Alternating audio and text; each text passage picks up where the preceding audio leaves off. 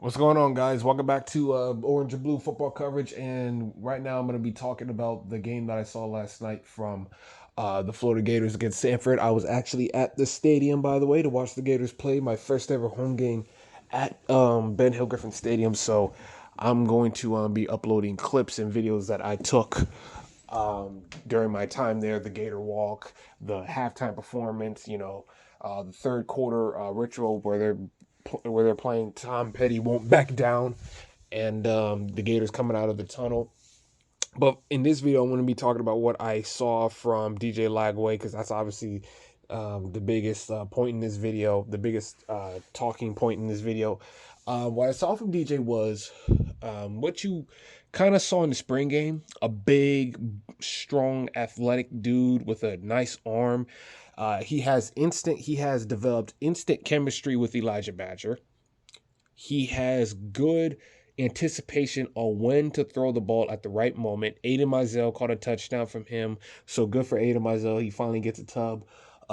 The freshman Tank or Jare Tank Hawkins, he got a touchdown last night, so good for him. Elijah Badger had a great night with DJ Lagway. And not only does DJ Lagway give you another element to the passing game that Graham Mertz simply doesn't. That's no shot towards Mertz. It's just it is what it is. He gives you an element to the passing game in terms of deep ball throwing, but he also expands the playbook because I think Billy Napier even now realizes that with this dude I can expand my playbook beyond further than what I can with Graham Mertz. Now Graham Mertz obviously has the experience, but DJ Lagway, I think you clearly saw that he just has special talent, and Mertz I'm sure is a good dude off the field, but he does not have that special talent. The athleticism, the arm strength, the touch, the instincts. And that's another thing that I saw with DJ Light was that he has good instincts, good presence in the pocket. He showed that in a few plays where he would roll to his right or his left, give himself a little bit more time, and then throw the ball to a receiver in stride. He would know how to step up into the pocket to avoid pressure and deliver a deep ball. He was willing to take chances, which I think to throw the ball down the field, which is what this offense needs, because defenses are now just honing in on Billy Napier's conservative style of play calling, and they're just taking away everything that's short and intermediate and daring them to throw it. And Billy Napier is not dialing it up, or at the very least is dialing up the plays, but the quarterback doesn't have enough time. So we'll see how that translates to the Texas A&M game next Saturday. One thing I want DJ to stop doing is taking unnecessary hits. He did it with Miami last week, and he did it with Samford. He got rocked at the end of the first half. He was in concussion. He was actually in concussion protocol, but luckily Florida went into halftime that game, so they had more time to work with him. And then he snapped out of it, and he was back into what he was doing. The run game looked nice. Jada Ball got some good reps in. The offensive line looked better, but it is Samford at the end of the day.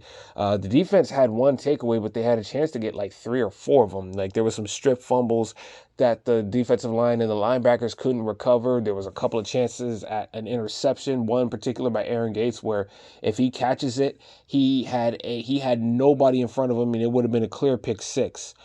You saw L.J. McCray make a very nice tackle for loss, beating his man and just, being a disruptor behind the line of scrimmage. You saw good special teams play, which, hey, we complained about that all last season, but it hasn't been an issue these first 2 games. So the hiring of Joe Houston is a notch under Billy Napier's belt. That has worked out fine. The tackling for Florida seems better. I mean, even in the Miami game, you didn't really see them miss a whole lot of tackles. I mean, they got beat deep, but they didn't miss tackles. The tackling is a lot better and a lot improved. Florida had some starters out, Devin Moore and Asa Turner, and I believe obviously Graham Mertz was out. They had another cornerback go down, Dijon Johnson, during the game. They had some injuries last night that took some players out. Sharif Jetson was out as well. So you would hope maybe they can come back because the SEC play is starting to begin. Well, for some teams, they're already playing an SEC opponent. Um, So for Billy Napier, you need to ride this wave of momentum that DJ Lagway is giving you into your games with Texas A&M and Mississippi State, both of which are very winnable games. Texas A&M won last night, and I'll talk about the other college football teams on my other channel. Texas A&M won against an FCS opponent like Florida did. Mississippi State got blown out by Arizona State. But I'll talk about that other words. So those are two winnable games right now because both of these teams, Mississippi State and Texas A&M, have not showed good outings against FBS programs, or even in Mississippi State case, a lower level FBS program, but in Power 5 team. But these are the next two winnable games. And if you're Bill Napier, you got to walk into that first bye week with a 3-1 record. You cannot afford another loss before you even play the UCF game.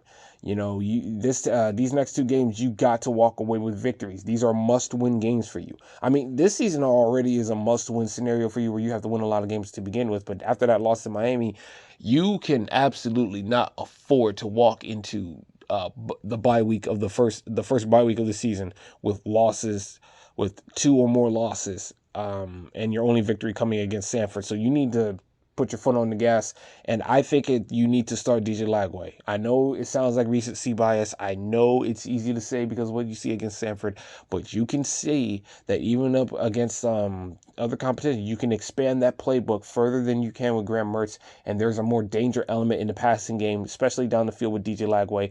Not just because of his arm talent, but because of his ability to run. Graham Mertz, he can scramble a little bit, but he's not going to give you the threat that DJ Lagway is. So running the ball, so the defense is not as stretched out, and the defense is not going to, be so careful to have a spy on DJ Lagway. They're going to, practically just practically just hone in on covering the receivers and let the front seven go after Graham Mertz. But DJ Lagway is not going to provide them with that luxury. So, and plus, let's be honest, Billy Napier knows this, even though he's not going to admit it. He knows deep down that DJ Lagway is probably his best chance of having a job with the Florida Gators in 2025 and coming back next year. So I know it's probably not right to put so much on an 18-year-old freshman like that, but I think DJ Lagway deep down knows he is Billy Napier's final lifeline, and I actually don't think he minds it. I think he actually embraces that, and I think he is saying deep down is thinking, well, and I'm looking forward to the challenge. I'm looking forward to that. He looked absolutely good last night. The swamp was as crazy as people have told me before. It was nuts, even for Samford. The crowd noise was insane. I could barely talk to the people that were right next to me because the crowd was insane. The lights, the fireworks looked good. The lighting looked good. The fan base was there. I am definitely visiting more Florida Gator football games in the swamp. Throughout my life, it may not be another one this year, may not even be one next year, but I definitely have that in the books to become a regular patron and regular viewer at their games, win, lose, or draw. I absolutely love the Gators. I've loved the Gators since I was a young kid. Last night was a dream come true. I got to see my first ever Florida Gator football game live. It's something that I'll take with me for the rest of my life.